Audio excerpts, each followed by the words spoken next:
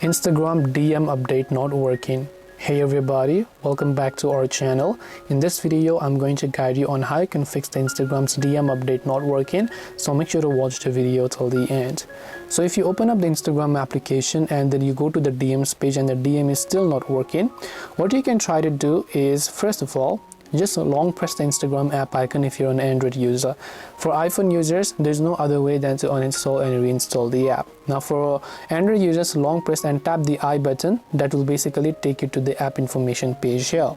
Once you're here on this page, you can simply scroll down to the storage tab, and under storage, clear the cache files and also make sure to clear the data, and then just tap on the delete button. Remember that this will log you out of your account and restart the app.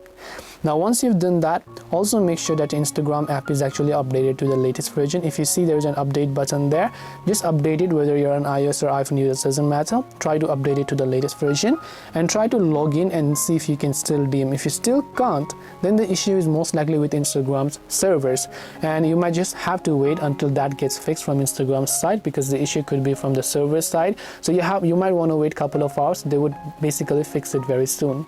So hope this video helped you. If you have any questions, feel free to leave them down below. Thank you for watching and see you soon in the next video.